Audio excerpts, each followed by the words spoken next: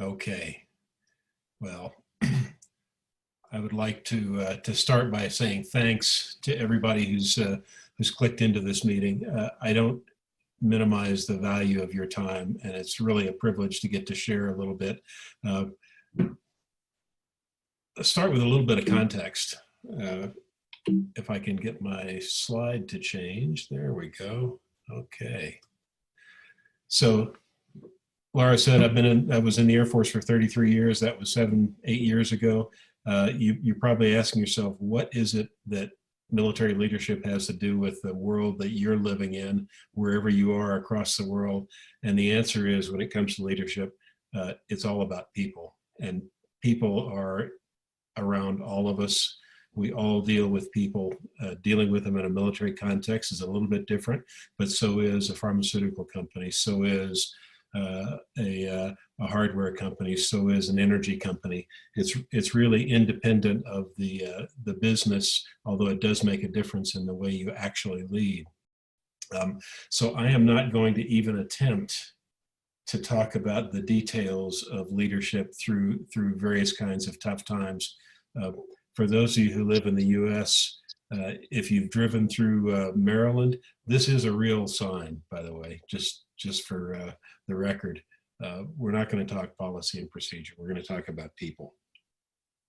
And I'm going to try to go through my presentation fairly quickly, because I think interchange is really what this academy is about, and it's what I think we will get the most value from when we start talking to each other about things that are on our minds. So my goal is really to help you strengthen what already makes you a leader. If you tuned in here, it's probably because you lead yourself, a small group of people, maybe a very large group of people, and I would ask, just for all of us to share in the chat, if you are in a formal leadership position, or if you consider yourself to be leading, just type in the number of years that you think you've been doing that. Because my suspicion is, Laura, I can't see how many participants we have anymore, but my suspicion is we have thousands of human years of leadership on this chat today. All of us have probably had some bad days. Some have had some really bad days. And I think most of us would find that those are also sometimes the very best days. They're certainly the testing days. So I'm going to try to give you some things to remind you of what you can do to get through those times. And for starters, leadership really doesn't happen by yourself. It's in a context. It's in your family. It's in your personal decisions about how you develop yourself. It's in your organization, small or large. And it's not just unidimensional. Those things don't happen one at a time serially. They happen in parallel. So at the same time, you're leading yourself, your family, your faith group, your sports team. You're also leading in your organization, your community. So we all have a network of people who look to us for leadership, and people that we look to for leadership. And so there's no unidimensionality in this. It is about people, as I've already said, and we'll say again. The tools you use in each different leadership context are very different. Sometimes it's very intimate chats with your closest friends, associates, family members. Sometimes it's organizational policy directives. Sometimes it's public speaking. Sometimes it's small meetings. But in every context, there is a purpose. And one of the things that you have to do as a leader is be clear on that purpose, because you're the primary owner of it, even though you're never the sole owner of it. And that applies as well to culture. The culture of a family, of an organization, a company, a military unit, is something that leaders walk into unless they are the founder of a company. It is something that they are the steward of, but they're not the owner of, nor can they change it instantaneously, because all of these things take time and continuity.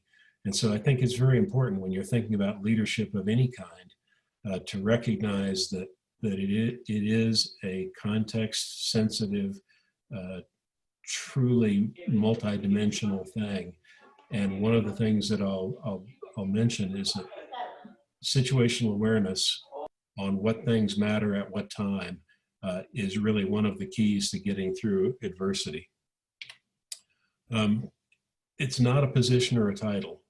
And so depending on the organization that you lead or you're concerned about or thinking about, authority and leadership have to be kept very clearly distinct in your mind to lead effectively. Sometimes authority makes a great deal of difference. Sometimes it's almost a barrier.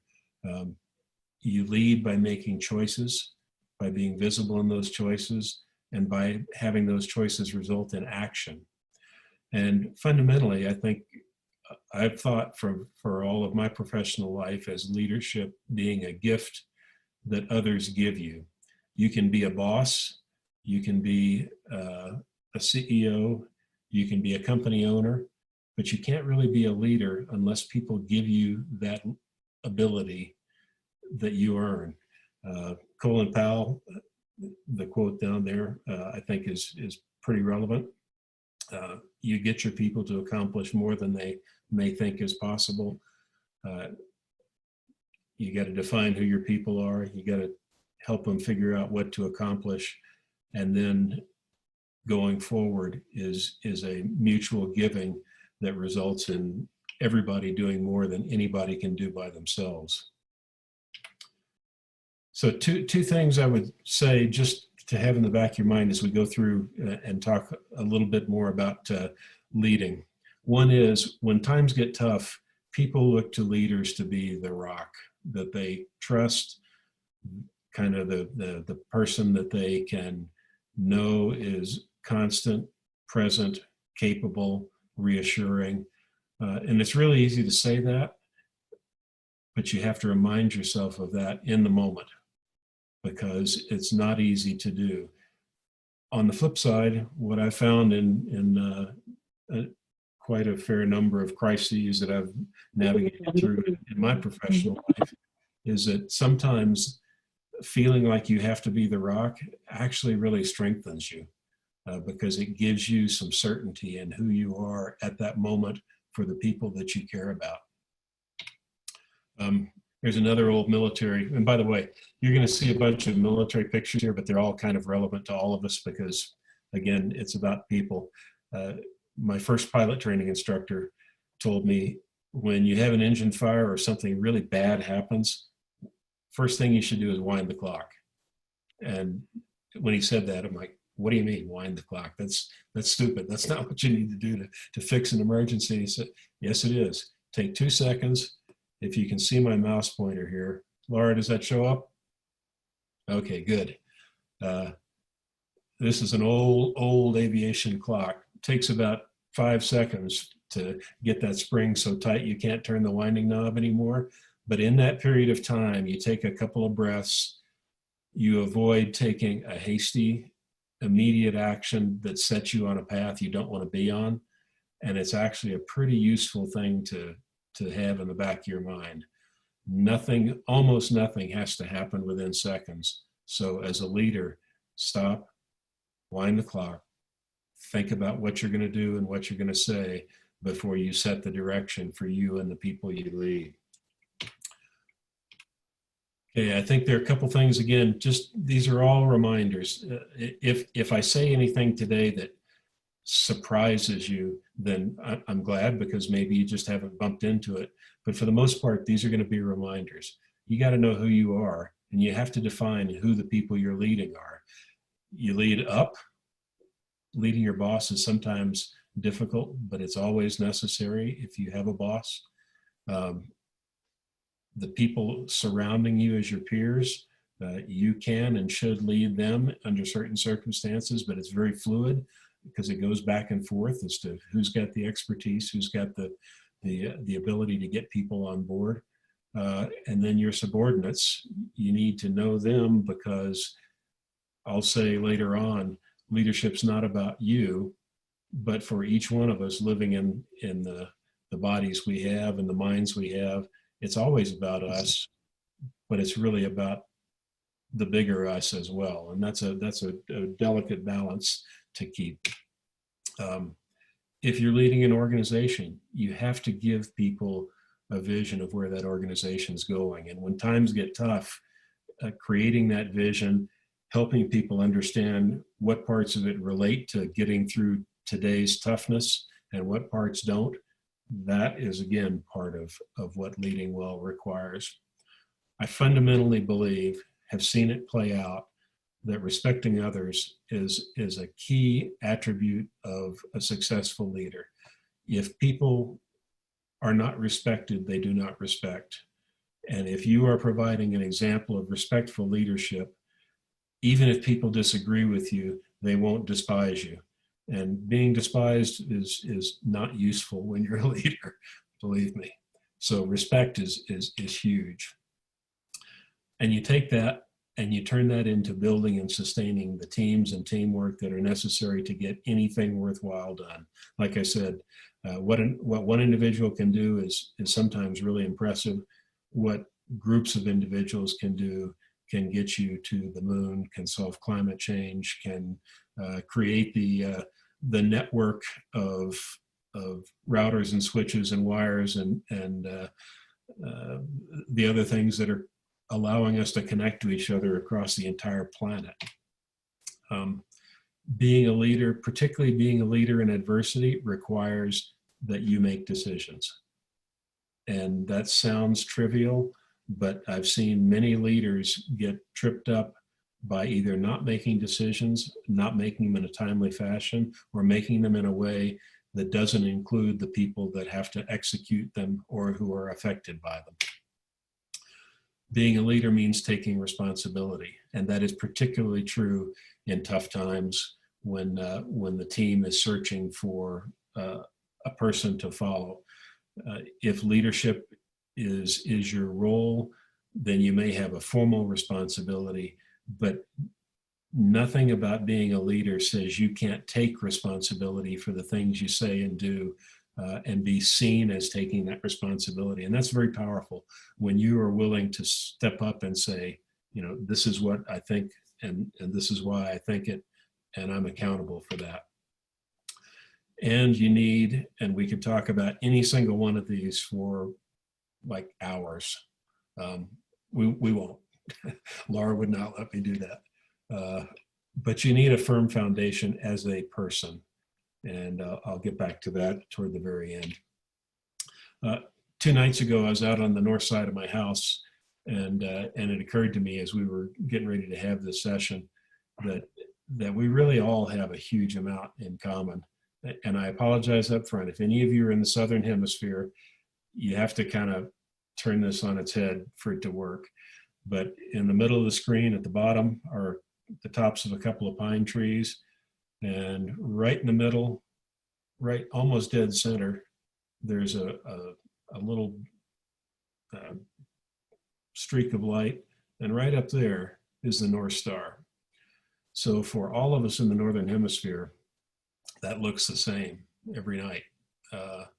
And it is a reminder to me, and it was a reminder a couple nights ago, that you got to know what you stand for starters, to be a good, effective leader, particularly when things are tough. What that North Star is for you is up to you. It could be your faith. It could be a meditation practice. It could be any number of things, but being grounded as a leader and renewing and refreshing who you are and why you do what you do is really a source of strength, and it comes into play very strongly when you're in tough times. I'm going to talk for just a couple of minutes about something called the Leader Character Framework. We use it at the Air Force Academy. It is applicable in lots of different ways to lots of different walks of life. It's never a bad idea to work this way, and I think if you'll keep 3 things in mind as you finish this session, they will help you in the foundation of being a leader in adversity. One is living honorably, showing your people that you're trustworthy. And this laundry list of virtues we could talk about all day long, but it basically boils down to the things we've already talked about. Being accountable for what you do, doing the right things, being visible, doing the right things, having standards, applying them to yourself and the people around you to the extent that it's appropriate to do that. A leader who does well in adversity is someone who is in the habit of helping other people be their best possible selves. It doesn't cost you anything to elevate someone, to mentor someone, to give someone a recommendation. You are essentially, when you do that, building a team that may or may not work with you in an organization, but building other people who will go out and do other good things. And so it's a contribution not only to your organization, but to the world. And I think that, you can say, well, that sounds pretty Pollyanna-ish and pretty overly optimistic, but it's really true. And what I found over a lot of years in the Air Force is that there's never a good day to minimize someone's value. There's always a good day to help someone be the best person they can be. And you will have advocates in places that you don't even know who will help you and your organization over time by doing this. Back up there. So some of the ways you do it: challenge, support, develop, inspire. Again, I'm doing reminders, not a deep dive. And then, so if you're a good person and you help others be their best people, now we're back to the organization. You do this for a reason, not just so that we're all good and we can sit around as self-licking ice cream cones and go, gee, aren't we good? We do things. Organizations do things. People do things.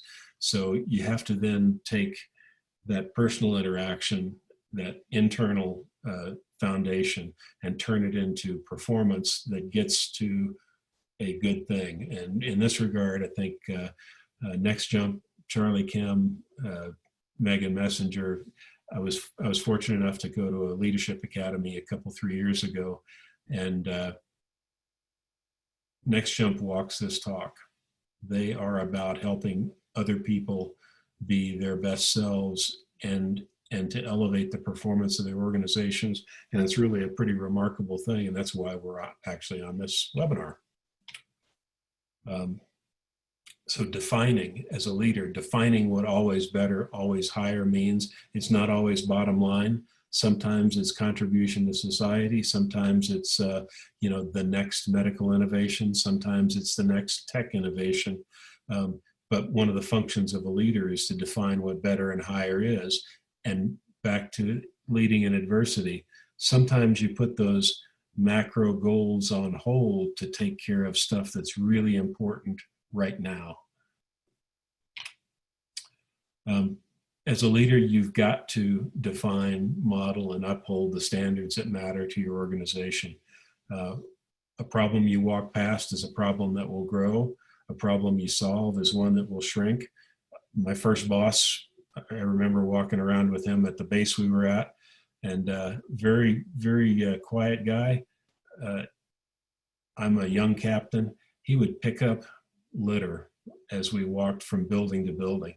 And he didn't say a word about it until about 2 months later. I asked him, I started picking it up when we were walking together, and I kind of figured out what he was saying is, I care, this is my place too, I'm not going to let it look bad.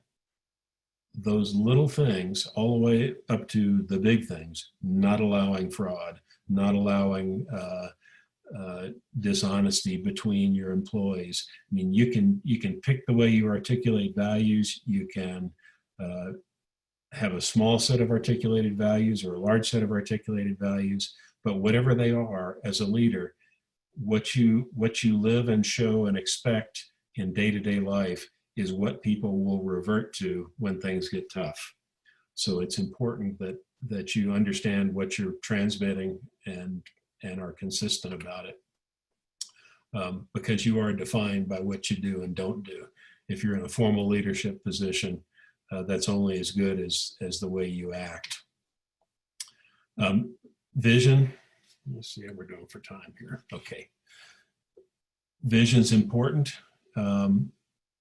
It can and should change when conditions change, and when you're in a tough period of time for economic reasons or whatever they are, you got to continue communicating what parts of the vision you and the organization are actually trying to get to. But when you do this, people self-motivate in ways that they cannot if they don't understand why you're doing it. Simon Sinek's one of the many who talk about starting with why. A why and a vision are related to each other, and they're important. Sometimes you articulate that from the top. I was in New York City when 9/11 happened, and then 5 years later I found myself in Afghanistan, and I transmitted a vision that we were there to both keep our country safe and to be good stewards of the place we were. We were not there to exact revenge. That was one example of a vision. A better example is about 2 years before that. And you're asking yourself, well, why does fly bombers fix bombers evidence of vision? In the organization I was in, we had about 80 people who flew airplanes and about 600 who maintained them. And we had this great discussion after our building was rehabbed and we had to put new things up on the walls. The discussion was, well, hey, do you flyboys fly these things and break them and we have to fix them? Or do we fix them so you can fly them? And what ended up happening and what ended up being on the wall really didn't matter. What mattered was about a 3-week discussion that basically proved to all of us that we can't live without each other and that what we do is part of a synergistic whole.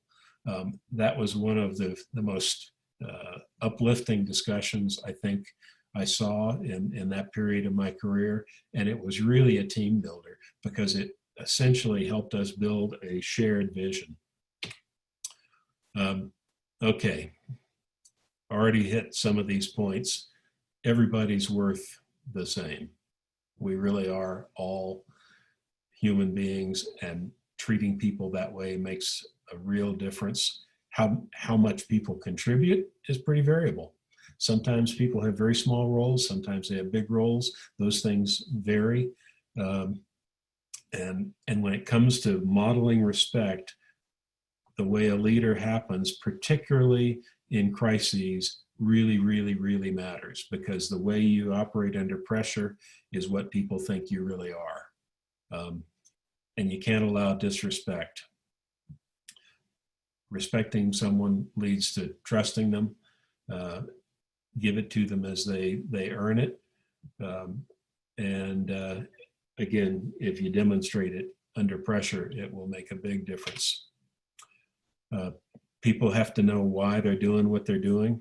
And I'm not going to talk much more about that one because I do want to get to time. Let me give you 2 other quick examples.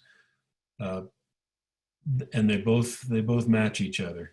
The lady on the left was promoted out of our normal cycle. I flew down from northern Afghanistan to southern Afghanistan to visit the unit she was in and handed her my phone so that her boss back in the States could tell her that she had been promoted, much to her surprise. I didn't do it. I didn't fly down there just for that, but that was a big part of it. And making those little things when times aren't tough means that those people are on board to help you when they are.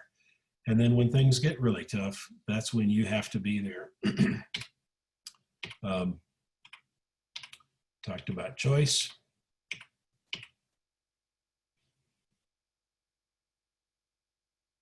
The point I'm making here is really in the middle. You never know everything you want to know. When your organization or your family is in a crisis, you really don't know, but you have to make a choice, and it may be a tough choice, but you have to act because inaction is a decision. And you got to be consistent to the vision you have set. And you don't do it all. You just decide, how all the players are going to work together. You can't play the music yourself as a leader. You make the call, you take the responsibility, you explain why. And that's a continuous cycle. It's even more important when things are tough. Even if you can't explain a decision as it's happening, you have to go back and explain it after the fact, because otherwise you start people diverging from understanding why your group is doing what you're doing, and you start to break that bond of trust with them. Okay, two other things about adversity here that I think just examples. One is adversity on an individual level, knowing when it's happening, helping that person or people get the right help at the right time. In the world we're living in right now, people are burdened by health issues, mental health issues, professional struggles. Part of being a leader in adversity is having the empathy to sense that and empowering those who work for you, who have people working for them, to have that empathy as well. And how you deal with that is one kind of leadership.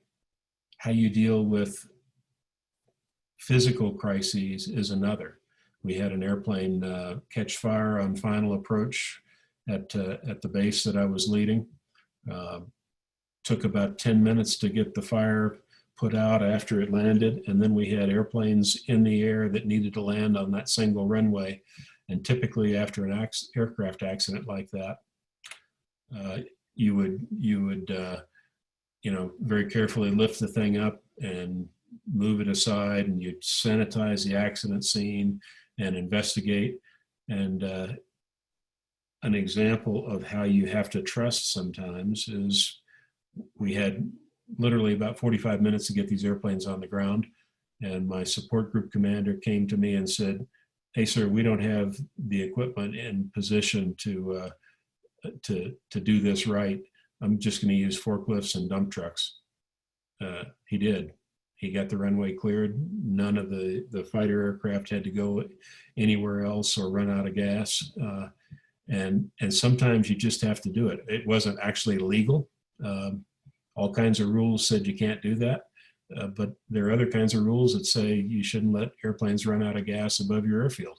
So that decision in a time constrained way is one of those things you just have to roll the dice and be happy that it works out, or take the hit if it doesn't. It's a lot easier to do that if people know that you're on their side and they're on your side. And so, like I said before, at one level, it's all about each one of us, but we all gain strength when we operate in and love our teams. And building teams takes a lot, but it gives you that trust necessary to lead effectively in a crisis situation. This one's kind of fun.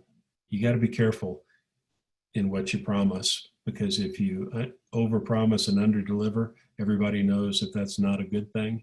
It's even harder in crisis, and that's why you have to have an honest discussion about what can and can't be done. Sometimes you can't not lay someone off because you simply can't pay them. Sometimes you can't get someone a promotion even if you think they deserve it. There are any number of ways that I can illustrate promises, but we all kind of know what they are. Sometimes they're life and death. This one's kind of fun. If there are folks on the ground who need water, fuel, ammunition, and you say you're going to get an airplane there to deliver it to them, that really, really, really needs to happen. And it takes organization of the effort to make it happen. Sometimes it's dramatic, and sometimes it's not so dramatic. So it's kind of dramatic.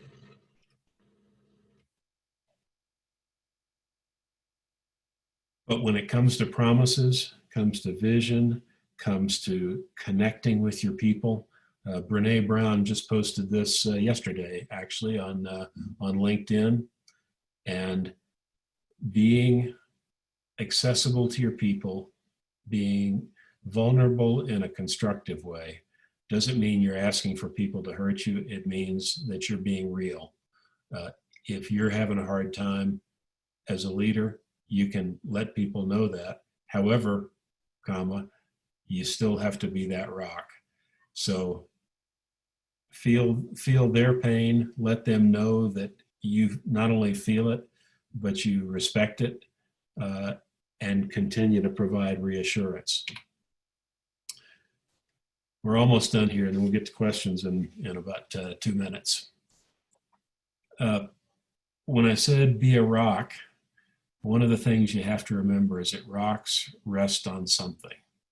That means, again, your family, your faith, your workout routine, your nutrition, your friends. Every leader that I know who has had serious mishaps in their life or their leadership capability, at some point turned their back on the fundamentals, asking a trusted confidant, what do you think? Having enough sleep so that you make good decisions. Again, we could talk about what that firm ground is, but if you, as a leader in your family, as a leader for yourself, for your organization, if you don't have somewhere you can go, someone you can reach out to, some practice that helps you recenter, then all of that other stuff I talked about at some point is sort of hovering above a foundation of sand, and it won't sustain you when things get really tough. So this one, again, is very individual, but it's also very important. For me, my family's huge. One of the things I learned, this was 2005, last time I flew an Air Force airplane. My wife, son, and daughter were there when I landed. They're still part of my life. And that's one of the most important things that I can even think of. So whatever leadership phase you're in, part of staying grounded is remembering that this too shall pass. And what you want at the end of your journey matters, and it should be your personal vision for getting through the tough times and the good times and the complicated times. So one thing that you may want to think about is, how do you want people to describe your leadership? Use some words, write some things down that help give you a compass for who you're going to be. Any one of these words is appropriate. Some of them may not fit how you feel, but what's important is that you know that. And then you want to know how your team describes you. And you ideally want them to be able to give you some feedback. If you're not familiar with NextJump, one of the things that I love about the organization is that they believe in feedback that is truly candid and for the purpose of making you better. And that's something that is rare, but you want to know how your team feels about you, because how they feel about you is how they'll perform for you. And then again, back to defining who are the people you're leading. The people you care about should be people you're trying to lead one way or another. Lead, follow, variable on a given day, but the people you care about, you want to know. So last thing I would say is, leadership's a mountain with no top. You never get there. There is no there. There's always something next, and keep climbing.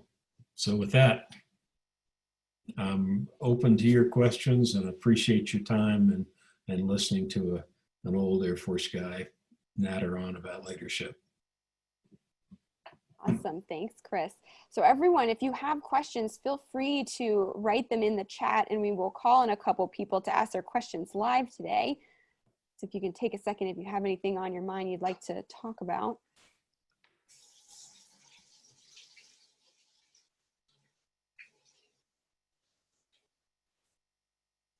So Laura, looks like you had a question. Do you want to unmute and ask your question?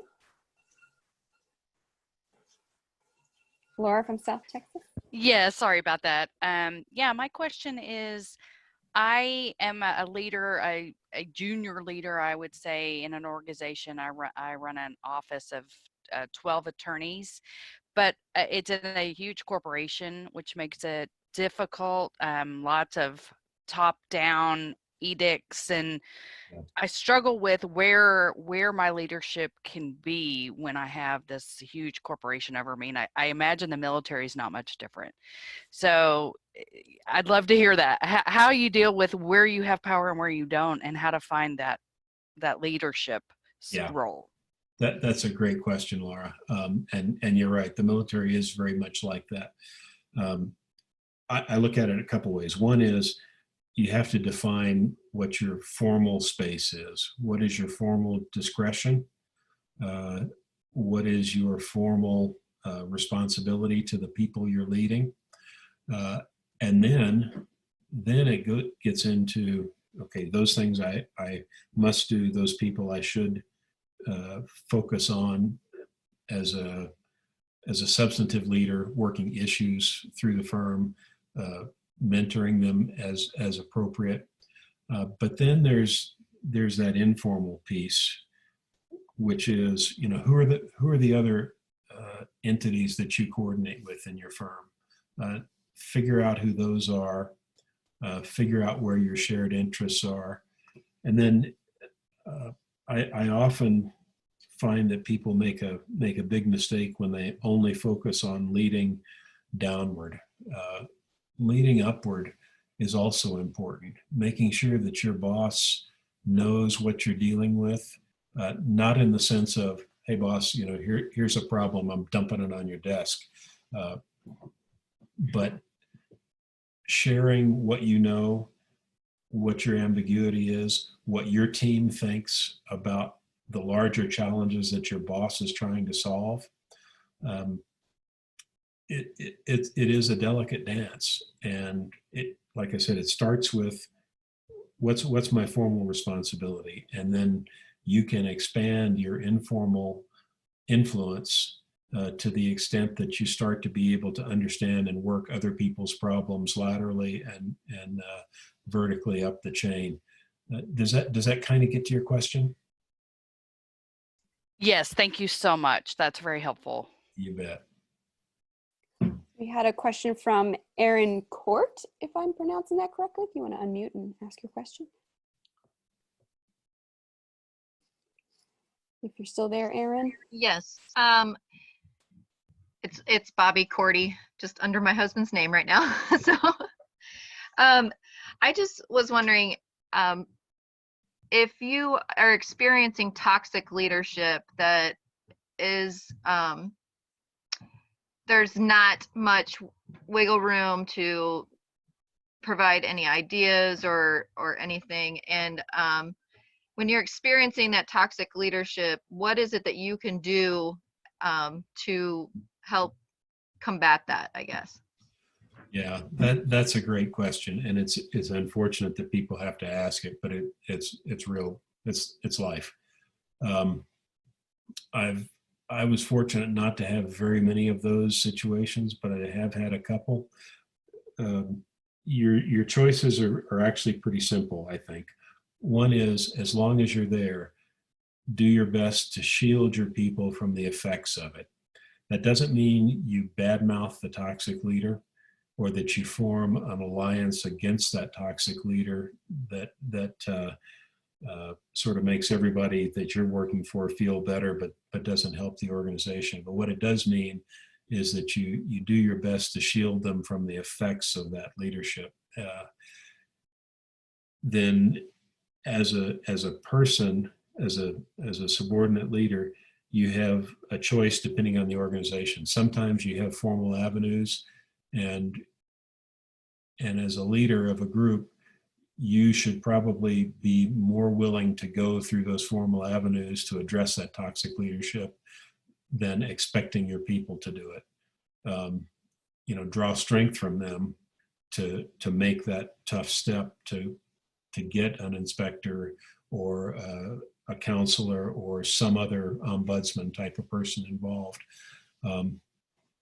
If that doesn't work, or you can't do it for whatever reason, then you have to be willing to decide whether or not you can stay in that organization or leave. And then there's another whole set of things you could get into if the person's behavior is actually criminal, or because there are helping agencies, internal or external to most organizations, that you can go to. Those are hard situations, and if you can't get through to the person themselves, which is always the first and best way to do it, because I will say, now that I'm thinking about it, one of the toxic leaders that I worked with, I thought was truly toxic when I first started working for him. Turned out he really wasn't toxic. He was just having a really hard time. And so his instincts were to be kind of arbitrary and directive. And I sort of, just probably at the last minute, this could have been useful, saw that and essentially tried to befriend him and help him understand the way he was being perceived by others. And I won't say he became, Gandhi, but he certainly did a lot better after he realized that how he thought he was perceived and how he was perceived were two different things. Does that help? Yes, thank you. It's a tough situation. So we have so many questions, but I think we have time for just one more. Dana Somsel, if you want to unmute. Okay, there we go. Hey, good morning, and thank you, Chris. It was a good presentation. But my question is, I just have to go back to wind the clock. I think if you're talking about, hey, if you pick one thing up, right, Yep. from a presentation, that was the one thing Yep. that definitely is going to stick with me. And my question was just like, hey, can you expand on that just a little bit more, maybe a personal experience to go through, because I'm definitely guilty of that without winding the clock, but with good intention, right? You want to fix everybody's problems at that time. And Right. sometimes you got to step back. It's like, it's okay. It doesn't have to be right then and there. I love that piece. Thank you. Yeah. Actually, Dana, you just gave your own answer in a way. I think the tendency, and I'm not going to drag you through the nitty gritty details of how this is played out. But what I have found when I was flying with students, once you get good at doing something, you know how to do it. And your tendency when you start to see a bad situation develop is to want to jump in and make sure that it all works out right. Yep. Sometimes that's exactly what you have to do. Other times, the winding the clock piece is saying, no, I know how to do this. I know I can save this. And I know that I can let somebody who hasn't got my experience learn from this so that they are now capable of doing that same thing. And so you have to go from diving in and doing to nudging and guiding and letting someone else get that experience. And actually, I will real quick. When I was a squadron commander, I had about 600 people working for me, and I knew all of their names pretty much. If they weren't brand new, I knew their names. I knew many of their family members. And then about 4 years later, when I came back to the next level of supervision as a group commander, I had about 1,100 people working for me. And my instinct was to jump in and start learning all their names and do the same kinds of stuff I'd done as a squadron commander. And it hit me like a ton of bricks one day, about 2 months into it. I'm not that smart. I can't know that many people. And the insight was, nor should I. Because in that circumstance, my squadron commanders, 5 of them, who had all those people working for them, those were my people. Those were the people I needed to focus on. And then I needed to help them learn to do the same kinds of things that I had done successfully as a squadron commander. That became my focus. And the winding the clock for me in that one was realizing that I had completely misinterpreted how to apply old good reflexes to a new situation. And once I figured out that, yes, you are now middle management, deal with it, I was a much happier person. You can't see me nodding my head, but thank you. Absolutely. You're It's a welcome. struggle, but It is.